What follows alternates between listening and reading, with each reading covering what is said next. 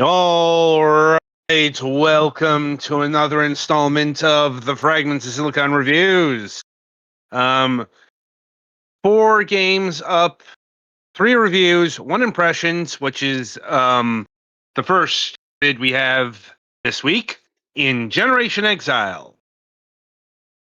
Generation Exile rebuilds settlements entirely within a colossal generational ship in this turn-based city builder. Expand your city, manage limited resources, and optimize production change as you navigate difficult choices about humanity's future among the stars. Right, so is a pretty apt description in the broad strokes for what this thing is. Now, um, and it's going to be worth noting that this game is very hexagonal. Um, in fact, it's going to look like, honestly, one of the Age of Wonder games. Like, it reminded me, like, right off the bat of Age of Wonders 3, but doesn't play anything like that, a 4X. No, it is much closer to Sim City. I mean, like, actual Sim City than a lot of city builders get. Um, um, like specifically SimCity 2000. Did anyone else play that version of SimCity? I may have briefly, but I I don't think think I did. I have a hard time with yeah. sim games. I think I literally just messed around and made things blow up. I didn't actually like play it. Yeah. Play it. I never got the hang of putting in infrastructure and stuff. Yeah. Granted, I I was mean, like not even 10 at the time, so I just wanted to make the disasters happen. fair enough. I did not have the patience to play SimCity the proper way, so I used cheats. Mm-hmm. You know, the infinite money, not glitch, but code. Yeah. Budamus. I still remember that to this day. But the point is, this game, it's all about interplay. Um, like it's right there in the marketing notes. The production chain, Mm. which is something I don't often see in uh, sim games. That is to say, you build a place, it produces, but it doesn't really interact. This is why the closest thing I can think of is SimCity 2000, where it had layered things that you had to do in order to make things work. Looking at you, plumbing. And that's this game in a nutshell.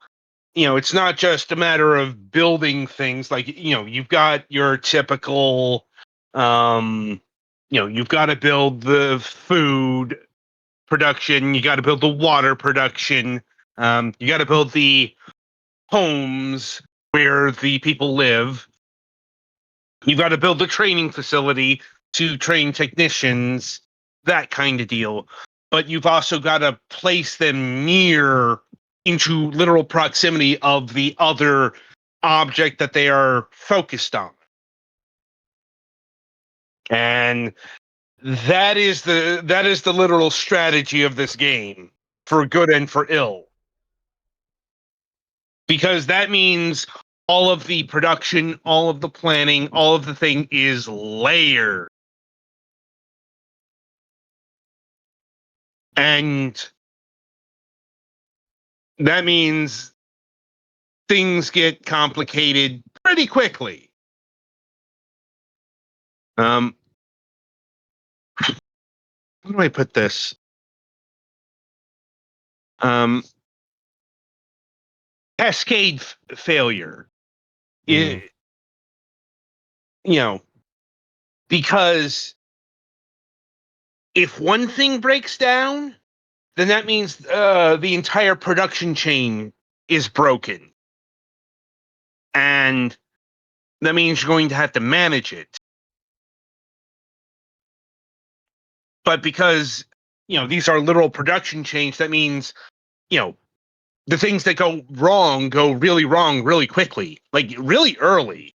I only got to like turn 15 or so of this because, well, first of all, the procedural generation gods kind of fucked me over by putting like one of the like literally two of the resource gathering places next to each other, but one was inaccessible to the other.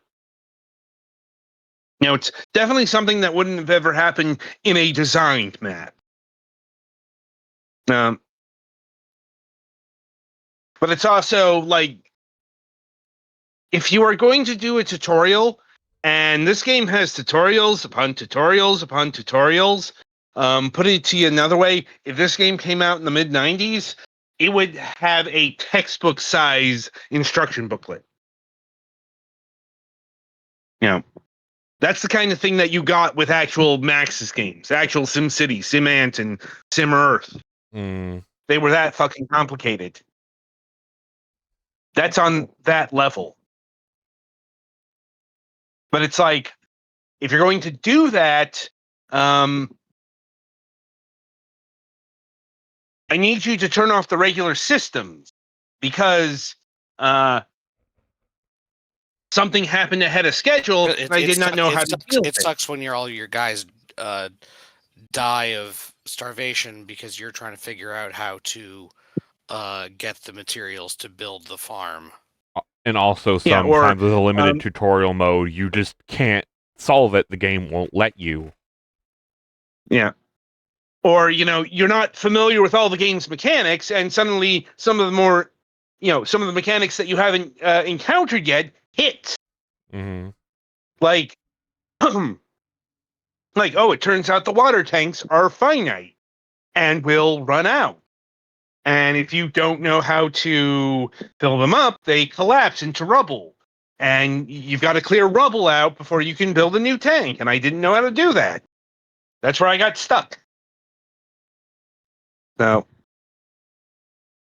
that is another problem with having complexity upon complexity upon complexity. Something like that can happen in your tutorial system, especially when you are running what is essentially a regular game. Mm-hmm. But this is also very different from most city builders I've ever encountered, in that it's not just a personal city builder. That is to say, you're not some faceless leader and, you listen to, say, Dr. Wright or Cleopatra or whoever the guy is in Tropico. Yeah. El Dictatoro or whatever. I don't remember. It's been a while since I even looked at Tropico. Yeah. The point is, you don't listen to your advisor. You build an avatar who's got an actual, a character creation kit behind it. Not a detailed one, but still much more than you'd ever expect from a city builder. In that there's one at all. And there's also like a personal narrative where you get attached to friends and you have to make choices that impact your friends, and they gain experience via your choices. Now, so it's doing some interesting things. I'll give it that.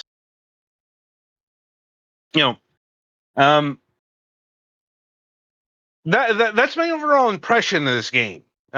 It's very impressively different from a lot of city builders out there. It's also very daunting, not gonna lie. There's a reason why it auto-saves multiple saves, like every few turns. Because odds are you're gonna fuck something up. It happened a few turns go, you're probably going to want to, like, once again, if this came out in the mid-90s, all the strategy books would advise you to have, like, 5 fucking saves. Yeah. F1 through F5 would be different save buttons. Yeah. And you'd have a save on all of them. Indeed. No. Anyway, I suppose, I once again didn't get too far in the game because, well, one, I got stuck-ish, and also, two, I got sick. You can probably still hear it in my voice a bit. I'm getting over it, but the cold medication I took this week kind of laid me out. Oh. I'm sure you'll hear more about that on Wednesday. Yeah. Well, I think I mentioned it on Wednesday. Because, or at least, the not Sudafed I took, it's been a while since I was that loopy on something. Like, unexpectedly strong stuff. The point is, when something knocks you out for half a day, it kind of reduces your time to play shit like this. Which is why I'm glad this is an impression, because I don't feel comfortable in doing a full review. The amount of time I played, but impressions, sure. Generally favorable impressions.